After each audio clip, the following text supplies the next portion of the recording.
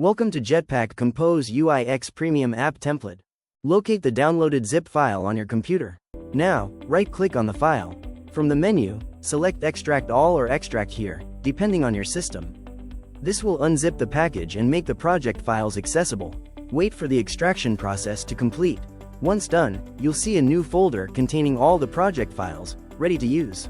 Open the project in Android Studio or IntelliJ IDEA, just like you would with any regular Gradle project. Browse and select the project's root folder, the one that contains the app and Gradle files. Make sure you are connected to the internet, because Gradle needs to download all the required dependencies. Gradle will usually start syncing automatically, but if it doesn't, just click on Sync Project with Gradle files at the top. Wait for the sync to finish. This may take a little time on the first run.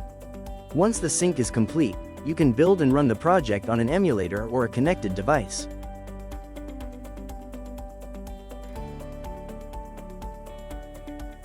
First, let's switch Android Studio from Android View to Project View. Open the app folder, then go inside the SRC folder. At the top, you'll see the Android manifest.xml file, which handles the application configuration and permissions. Next, the res folder. The values folder stores colors, strings, and themes. The font folder holds custom fonts, though in Compose we can also style fonts directly in code.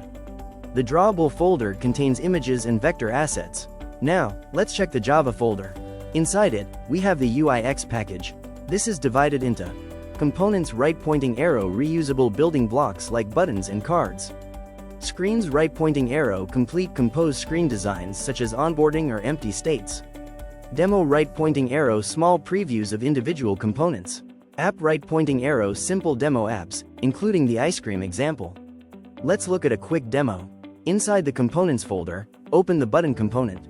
Here you can see a list of different button styles already built with Compose. If you want to use one, just copy and paste the code into your project and it's ready to go.